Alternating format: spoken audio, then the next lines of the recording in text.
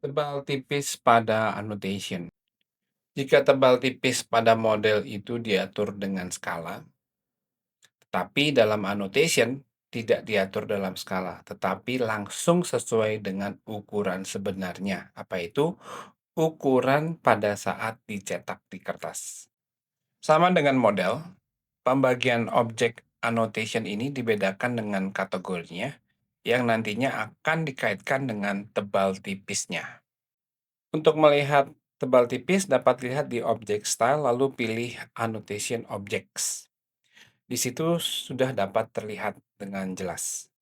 Yang pertama adalah kategori, ya ini adalah pembagian objeknya. Selanjutnya adalah Line Weight Projection. Di sini menerangkan tebal tipis suatu kategori. Di situ terdapat angka yang menerangkan tebal tipisnya. Dan tebal tipis ini diatur di dalam Manage, Setting, Additional Setting, Line Width.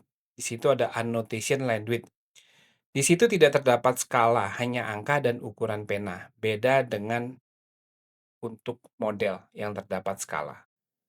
Line Color adalah jenis warna dari kategori tersebut.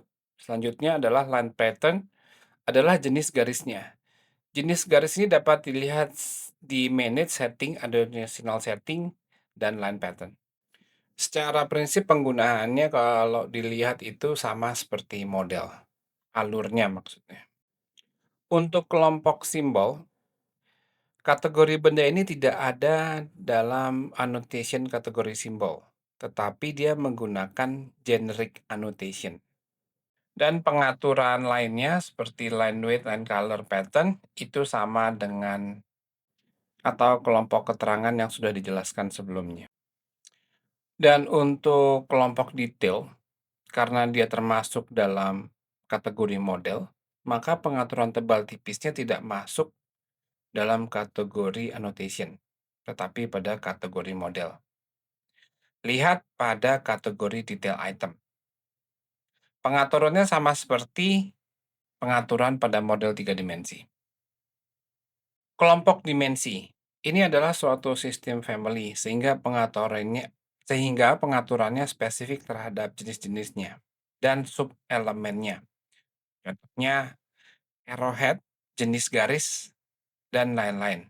Hal ini dapat dilihat di Manage Setting, Additional Setting, Arrowhead. Dan untuk lebih jelasnya harus dilihat berdasarkan masing-masing jenis dimensinya yang akan diterangkan di kesempatan lain. Untuk perwarnaan secara manual dapat dilihat di Detail and Region. Di situ bisa diberikan arsiran dan warna atau lainnya sesuai dengan kebutuhan. Tetapi jika pewarnaan ini terkait dengan sistem, contoh sistem ruangan, zoning, MEP, maka dibutuhkan pengetahuan secara lebih spesifik terkait dengan sistem yang digunakan dan akan dijelaskan pada tutor yang berisi sistem tersebut.